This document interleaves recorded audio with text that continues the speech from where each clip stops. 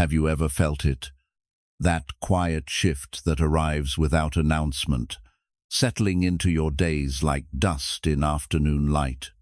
Your daughter calls less frequently now. Your son mentions he'll visit, maybe next month, when work slows down. The grandchildren who once clung to your legs now live behind glowing screens, their voices distant even when they're in the same room. And in the silence that follows each brief conversation, a question rises unbidden. Have I become someone people no longer need? It's a pain that lives in the spaces between words. Many carry it but rarely name it, this growing awareness that the circle we once stood at the center of has quietly shifted. Not because anyone stopped loving us, but because life moved as life does forward, outward, away. And we're left standing here, wondering where we fit in a world that seems to have less and less room for the wisdom we've spent decades accumulating. But here's what the Buddha understood over 2,000 years ago, sitting beneath that Bodhi tree as the first light of dawn broke through the leaves. Suffering comes not from change itself, but from our resistance to it. He taught that clinging to what must inevitably shift is like trying to hold water in clenched fists. The tighter we grasp, the more quickly it flows away. The people we love, the roles we've played, the certainties we've built our lives upon, all of these are subject to what Buddhists call anicca, impermanence. Nothing stays the same. Not our children's attention, not our body's strength, not the reflection we see in the mirror each morning. And yet, within this truth lies an invitation. Because when we stop resisting the natural movement of life, when we release the expectation that others will provide our peace, something remarkable happens. We discover a different kind of strength. Not the strength of youth or the power that comes from being needed, but the quiet, unshakable foundation that comes from learning to stand on your own. Today, we're going to explore 7 inner pillars that cannot be taken from you by anyone's absence. Not walls that shut people out, but foundations that hold you steady when the ground beneath shifts. These are ancient teachings made practical, Dharma for everyday living. This is the path the Buddha taught to lay people who came to him, asking not how to escape life, but how to live it well. This isn't about becoming isolated. It's about becoming whole. It's about building an inner home so solid that you can weather any storm, including the storm of loneliness that aging sometimes brings. Because the truth the Buddha spoke with such clarity is this: the most reliable person in your life has always been you, and it's time to honor that. 1. Your body. The first foundation of presence. There's a teaching in Buddhism called Kaya-nupassana, awareness of the body. It's the first of the 4 foundations of mindfulness, and the Buddha placed it first for a reason. Your body is not just the vessel you travel through life in. It is your most faithful companion, the one that has carried you through every moment of joy and sorrow, every triumph and heartbreak. It has never abandoned you. And yet, how many of us have spent years at war with our own flesh, resenting the aches that arrive uninvited, mourning the strength that once came so easily, watching the mirror as time writes its story in lines and softness, and feeling only loss. We treat our aging bodies like failed machines, instead of what they truly are, wise teachers showing us the truth of impermanence with every creaking joint and forgotten word. I once knew a woman named Dorothy, 78 years old, who told me her knees had become her enemies. She stopped walking because it hurt. She stopped going to the community center because climbing the stairs exhausted her. One morning she woke up and couldn't remember the last time she'd felt truly alive in her own skin. Her body, she said, had betrayed her. But then something shifted. A neighbor invited her to a gentle movement class at the local Buddhist center. Not yoga, not aerobics, just simple, mindful movement. Standing, breathing, feeling the weight of her feet against the floor.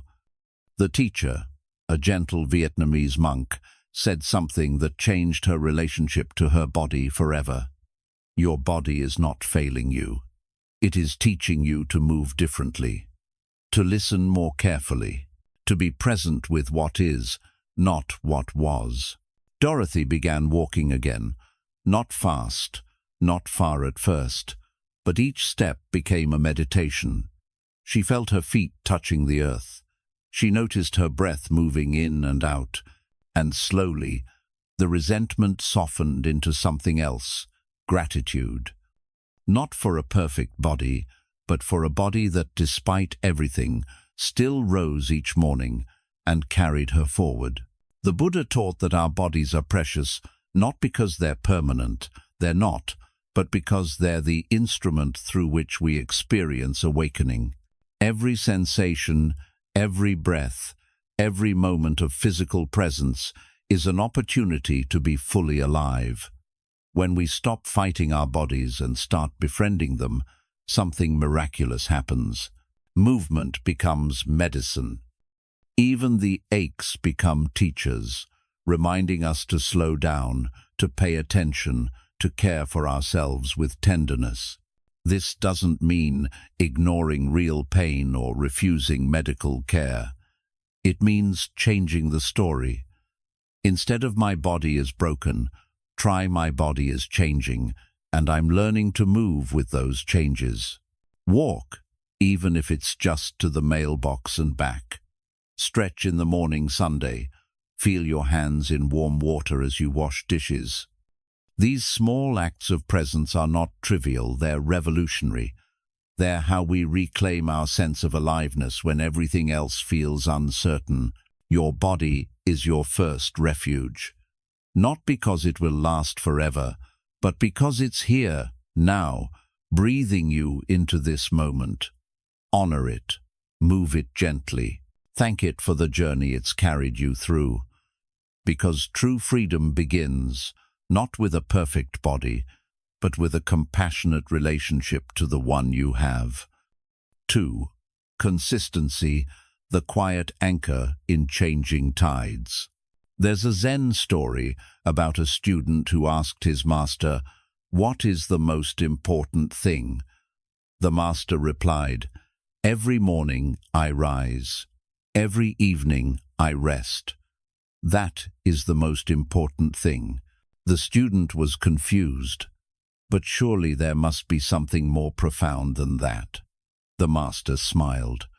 What could be more profound than showing up for your life, day after day, exactly as it is? When we're young, we chase variety, adventure, novelty. We build lives around ambition and achievement, measuring our worth by what we accomplish. But as we age, especially when the roles we once played begin to fade, we discover something the Buddha taught long ago. True freedom doesn't come from doing whatever we want.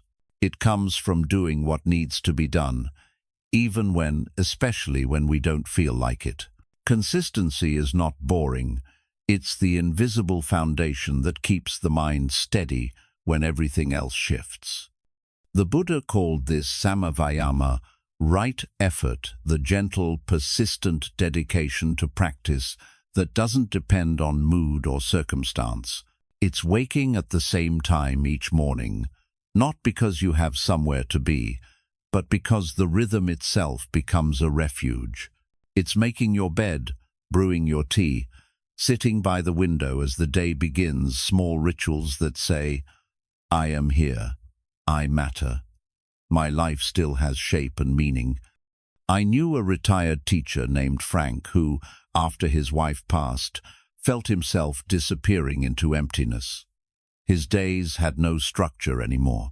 He'd wake when he woke, eat when he remembered, let the hours drift past like clouds. He wasn't depressed exactly, just untethered. And slowly, without noticing, he stopped caring. Then one morning, for no reason he could name, he decided to do one thing: make coffee at 7 o'clock. Not because anyone needed him to, just because. The next morning, he did it again, and the next. Soon he added a 20-minute walk, then 10 minutes of sitting quietly before breakfast. Nothing grand, nothing posted on social media, just small, consistent acts of showing up for himself. 6 months later, he told me, "I thought freedom meant doing whatever I wanted, but real freedom is knowing I can rely on myself, that no matter what happens, I'll still rise, still move, still meet the day with presence." That's the gift of consistency. It's not rigidity, it's reliability. And when you become reliable to yourself, you stop desperately needing others to give your days meaning. Buddhists speak of sila, ethical conduct, as one of the 3 pillars of practice. But sila isn't just about grand moral choices. It's about the daily discipline of kindness toward yourself, keeping your word to yourself, creating a life that doesn't depend on external validation, but on internal integrity. What small ritual could you adopt? Perhaps it's writing 3 things you're grateful for each morning. Perhaps it's preparing one nourishing meal each day. Perhaps it's simply sitting in silence for 5 minutes, feeling your breath, acknowledging that you're still here, still alive, still worthy of your own attention. These practices don't add more to your life. They create the spaciousness in which life can be deeply felt. Consistency doesn't mean your days must look the same. It means there's a thread running through them, a gentle commitment to yourself that says, "I will not abandon me." And that commitment, quiet as it is, becomes the strongest foundation you can stand on. 3. Emotional resilience, learning to hold what cannot be fixed. In Buddhist teachings, there's a profound image, the second arrow. The Buddha explained it this way: when something painful happens, loss, disappointment, change, that's the first arrow. We can't always avoid it. Life shoots these arrows at all of us. But then we take up a second arrow ourselves and shoot it into the same wound. Why me? This shouldn't be happening. I can't handle this. That second arrow, the one we inflict on ourselves through resistance and judgment, causes far more suffering than the first. Emotional resilience doesn't mean never feeling pain. It means learning not to shoot that second arrow. It means developing the capacity to feel deeply without drowning, to let emotions move through you like weather patterns rather than building your home inside the storm. There's a practice in Buddhism called rain, and it's become one of the most powerful tools for aging with grace. It stands for recognize what's happening, allow it to be there, investigate with gentleness, nurture with compassion. When loneliness arrives, and it will, you don't push it away. You don't tell yourself you shouldn't feel it. You recognize, loneliness is here. You allow. It's okay to feel this. You investigate, where do I feel this in my body? What does it really need? And then you nurture. May I be kind to myself in this moment? I met a woman named Margaret at a meditation retreat. She was 74, recently widowed, and still raw with grief. She told me she'd spent months trying not to cry, trying to be strong, trying to move on because that's what everyone kept telling her to do. But the grief only grew heavier. Then someone taught her this simple practice of allowing, of sitting with her sorrow without trying to fix it, of placing her hand on her heart and whispering, "This is hard. I'm allowed to feel this." She said something I'll never forget.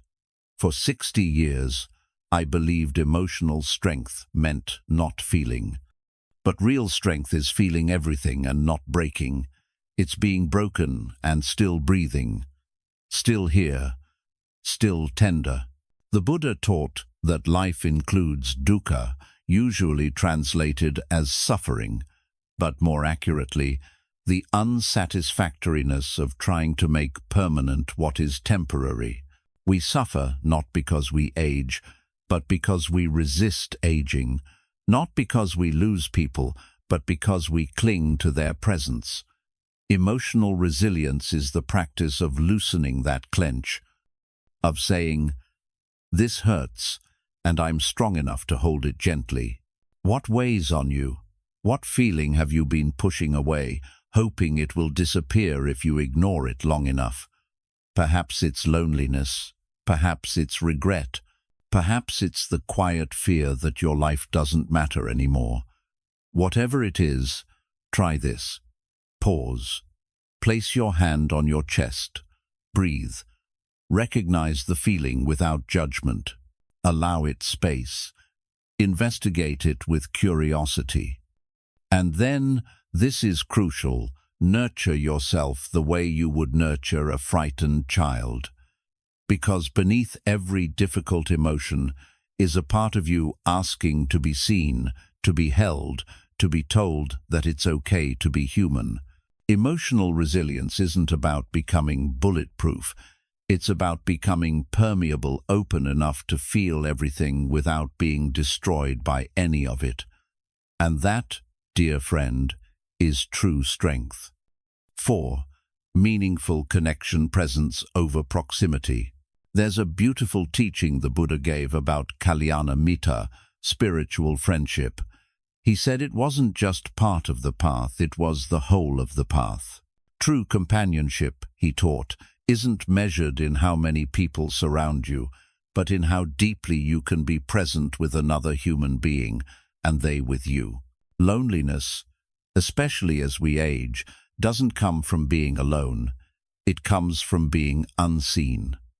You can sit in a room full of family and feel utterly isolated if no one truly sees you, if every conversation skims the surface, if you've become invisible in plain sight. But you can also sit alone in your garden and feel deeply connected to the birds visiting your feeder, to the neighbor who waves as they pass, to the quiet presence of life itself. After 70, 80 years of living, many people find their circles shrinking. Friends pass away or move to assisted living. Family members get busy with their own struggles. The social structures that once held us work, organizations, regular gatherings fade, and we're left with a question: how do I create connection when I can no longer rely on proximity? The answer is simple but not easy. You become the one who reaches out first. You become the source of warmth instead of waiting for others to warm you. There's a woman in my neighborhood named Rose, 81, who lives alone. Every Tuesday, she bakes something simple, muffins, cookies, bread, and takes it to 3 different neighbors. Not because they ask, not because she expects anything back, just because. She told me, when I stopped waiting for people to think of me and started thinking of them, my whole world changed. I'm not lonely anymore. I'm busy loving. This is metta in action, loving kindness, as a practice, not just a feeling. Buddhists have been cultivating metta for centuries through a simple meditation. May I be happy, may I be peaceful, may I be free from suffering, and then extending it outward. May you be happy, may you be peaceful. It sounds almost too simple. But when you practice offering genuine well wishes to others, something shifts. The walls you've built around your heart, the ones that whisper nobody cares about me, begin to soften. Connection after 60 isn't about quantity. It's about quality. It's the 5-minute conversation with the librarian who remembers your name. It's the text message you send to an old friend saying simply, "I thought of you today." It's volunteering, not to fill your calendar, but to be useful, to see and be seen, to remember that you still have something to offer this world, your presence, your attention, your kindness. And here's the paradox. When you stop desperately needing others to fill your emptiness, people often draw closer. Not out of obligation, but out of genuine warmth. Your self-sufficiency becomes attractive. Your peace becomes contagious. You're no longer the black hole of need, but a steady flame that others gather around for warmth. So ask yourself, where can you be the initiator? Where can you offer the connection you wish to receive? Because Sangha, community, isn't something you wait to be invited into. It's something you create, one small gesture at a time. 5. Your personal code, the compass that never fails. The Buddha spoke of sila, ethical conduct, as the foundation upon which all peace is built. But he wasn't talking about rigid rules imposed from outside. He was talking about the inner compass you develop, the values you choose to live by regardless of who's watching, the dignity that comes from knowing who you are and living in alignment with that truth. After decades of playing roles, parent, employee, spouse, caregiver, many people reach their 70s and realize they've lost touch with their core self. When the roles fall away, who remains? If you're not the busy one anymore, not the provider, not the one everyone relies on, then who are you? This identity crisis is one of the deepest challenges of aging, and it's where a personal code becomes not just helpful but essential. Your personal code is the set of principles that define you, not what society expects, not what your children need, what you believe in at the deepest level. Perhaps it's honesty, speaking truth even when it's uncomfortable. Perhaps it's kindness, choosing gentleness in every interaction. Perhaps it's simplicity, living with less, so you can be more present. Perhaps it's gratitude, meeting each day with acknowledgement of its gifts. I knew a man named Arthur who spent his career in corporate law, climbing ladders, making deals, proving his worth through achievement. When he retired at 70, he fell apart. Everything he'd defined himself by vanished overnight. He wasn't productive anymore, wasn't important, wasn't needed. He told me he felt like a ghost walking through his own life. Then he stumbled upon a simple Buddhist practice, the 5 precepts. These are the basic ethical guidelines Buddhists commit to not harming living beings, not taking what isn't given, speaking truthfully, abstaining from harmful substances, and respecting others. He started with just one, practicing ahimsa, non-harming, not just toward others, but toward himself. He noticed how harshly he spoke to himself, how brutally he judged his own slowness, his fading memory. He began treating himself the way he'd treat a beloved friend. Gradually he added more, speaking only words that were kind and true, even to himself, living simply, needing less, offering what he could to others without attachment to recognition. These weren't religious rules to him, they were choices that gave his days structure and meaning. He said, "My code doesn't care if I'm successful, it only cares if I'm kind. And that's a measurement I can meet every single day until I die." When you have a personal code, you stop being buffeted by every changing wind. You know how to respond to difficulty, not because someone told you, but because you've decided who you want to be in this world. When loneliness arrives, your code says, I will still be kind to the grocery clerk. When disappointment comes, your code says, I will still practice gratitude for what remains. When fear whispers that you don't matter, your code says, I matter because I choose to live with integrity, and that choice is mine alone. What are your non-negotiables? What values do you want to carry with you until your last breath? Write them down. 3, 5, 7 principles that define the person you're becoming in this final chapter. And then practice them. Not perfectly, the Buddha never asked for perfection, but persistently. Because when everything else is uncertain, your values become the ground you stand on. 6. Financial clarity. The shield against vulnerability. Money is one of those topics the Buddha didn't shy away from. Even though many people assume Buddhism is only concerned with renunciation. In fact, in the Sigalovada Sutta, the Buddha gave detailed, practical advice to householders on how to manage wealth wisely. He understood something crucial. Financial anxiety doesn't fade with age, it intensifies. And without clarity and security, older adults become vulnerable in ways that steal their dignity and peace. Let's speak plainly. The fear of outliving your money is real. The terror of not being able to afford care, of becoming dependent, of being exploited by scams targeting seniors, these aren't minor concerns. They're the silent weight that keeps many people awake at 3 in the morning. The Buddha taught that while we shouldn't cling to wealth, we also shouldn't be careless with it. Financial security isn't about accumulation, it's about stewardship. It's about understanding what you have, protecting it wisely, and using it to create peace rather than suffering. The Buddha advised dividing wealth into 4 parts.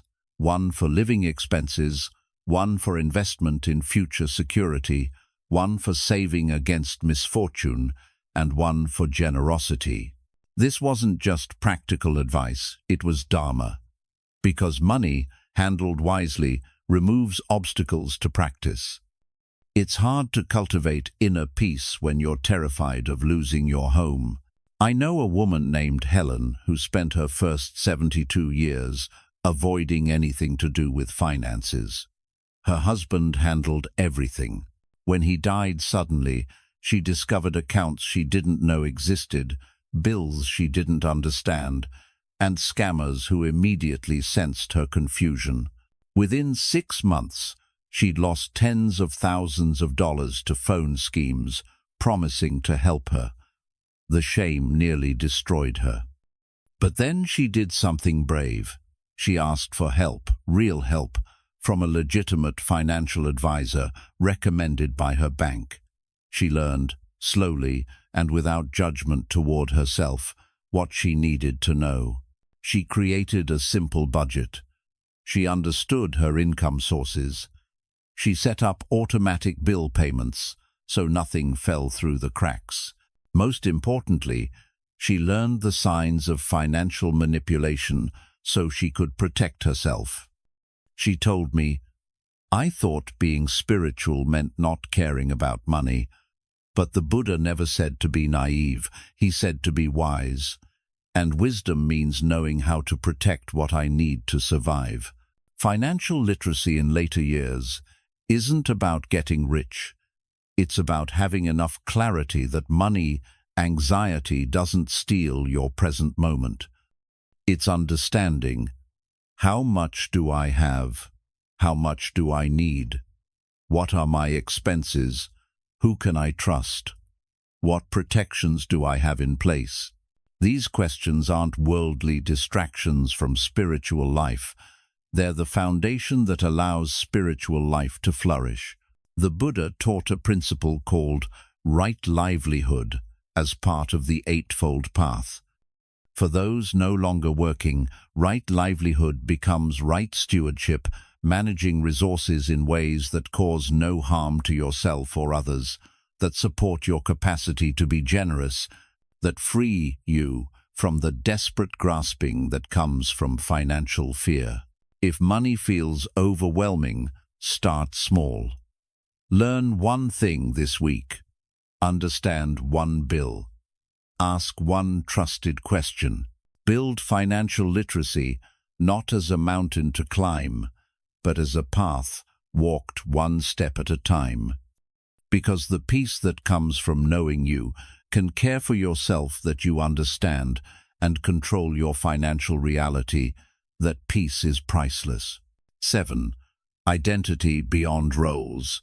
Who you are when you're no longer someone. Here's the hardest truth about aging. The loss that cuts deepest isn't physical, it's the loss of identity. When you're no longer the worker, the parent everyone depends on, the busy one, the one who knows everything when all those titles fall away like leaves in autumn, who are you? The Buddha understood this. He taught anatta, the doctrine of non-self, which says that our true nature isn't found in any fixed identity. We are not our roles. We are not our achievements. We are not even our thoughts about who we are. These are all temporary formations, like clouds passing through an empty sky. What remains when they pass? That's the question Buddhism invites us to sit with, especially in our later years, when all our constructed identities begin to dissolve. For many people, this dissolution feels like annihilation. I met a man named Gerald who'd been a surgeon for 40 years, brilliant, respected, always in demand. When he retired at 75, his hands had grown too unsteady for surgery, but his mind was still sharp. He told me, "I don't know who I am if I'm not Dr. Gerald. That's who I've been since I was 25. Now I'm just nobody." That feeling I'm nobody now is one of the most painful aspects of aging. But Buddhism offers a radical reframe. You're not nobody. You're finally free to discover who you've always been beneath all the doing, beneath all the proving, beneath all the masks you wore to fit into a world that values productivity over presence. The Buddha taught that our suffering comes from identifying with things that are impermanent. Your career was impermanent. Your role as a young parent was impermanent. Your strength, your beauty, your sharp mind, all impermanent. But your capacity for awareness, for kindness, for presence, that's what the Buddha pointed to as your true nature. And that doesn't retire, it doesn't fade, it deepens. There's a practice that can help with this transition. It's simple but profound. Sit quietly, place your hand on your heart, and ask, if I'm not what I do, not what others need me to be, not the roles I've played, then what am I? Don't rush to answer. Let the question breathe. Let yourself sit in the space of not knowing. You might begin to notice something. Without all the noise of identity, there's just awareness, just breath, just this moment of being alive. The Buddha called this natural state, our Buddha nature, the fundamental, unchanging essence that was there when you were born and will be there until you draw your last breath. It's not an achievement. It's what you are when you stop trying to be anything at all. Rebuilding identity in later years means shifting from doing to being, from external validation to internal worth. From I matter because I'm productive to I matter because I'm here, because I'm aware, because I still have the capacity to love and be kind and notice the morning light through my window. What brings you joy now, not for anyone else's approval, but just for you? Perhaps it's tending a small garden, perhaps it's reading poetry, perhaps it's sitting with your morning coffee in complete silence. Perhaps it's calling an old friend just to hear their voice. These aren't achievements. They won't go on your resume, but they're expressions of who you are when you're free from all the pressure to be somebody. The Buddha's final teaching, as he lay dying, was this: be a lamp unto yourself, not achieve great things, not make your mark, just be your own light, because you are enough, exactly as you are, in this very moment. The person you've become through 7, 8, 9 decades of living the wisdom in your bones, the patience hard-won, the compassion born from suffering, that person is not nobody. That person is remarkable. And nobody needs to validate that for it to be true. Closing. The reliable refuge. The Buddha taught that there are 3 refuges: the Buddha, the Dharma, and the Sangha. But he also taught something even more fundamental. Atahi atano natho, you are your own refuge. No one saves us but ourselves. No one can, and no one may. We ourselves must walk the path. This isn't about isolation. It's about foundation. When you build these 7 pillars, caring for your body, maintaining consistency, developing emotional resilience, creating meaningful connection, living by your values, ensuring financial clarity, and discovering identity beyond roles, you're not pushing people away. You're becoming whole enough that when people do come close, you're not desperately clinging to them for survival. You're offering your steady presence. And here's what happens when you do this work. Paradoxically, you often feel less alone, because you've stopped waiting for others to give you permission to matter. You've stopped needing constant validation. You've found the quiet strength that comes from knowing you can care for yourself, meet yourself with kindness, and walk through each day with dignity regardless of who else shows up. The years after 60 can be the most liberating of your life if you let them. Not because you're doing more, but because you're finally free to be. Free from the constant proving. Free from the exhausting performance of who you thought you should be. Free to simply exist, to breathe, to notice the miracle that you're still here after all these years, still capable of kindness, still able to feel the warmth of sunlight on your skin. These 7 pillars aren't burdens to carry, they're wings to fly with. Each one lightens you, freeing you from the heavy dependence on others' presence, others' approval, others' validation. You become like a tree with deep roots you can weather any storm, not because you're rigid, but because you're grounded in something unshakable. Your own commitment to yourself. So I invite you now, gently, choose one pillar, just one. Perhaps it's starting a simple morning ritual. Perhaps it's practicing rain the next time difficult emotions arise. Perhaps it's finally learning about your finances. Perhaps it's reaching out to one person you've lost touch with. Whatever it is, start there. Not with grand plans or overwhelming goals, but with one small step toward becoming your own refuge. Because the Buddha was right. The most reliable person in your life has always been you, and it's never too late to remember that truth and begin living from it. Your life is still unfolding, your breath is still rising and falling, your heart is still capable of love. And that, dear friend, is more than enough. If this teaching touched something in you, I'd love to hear about it.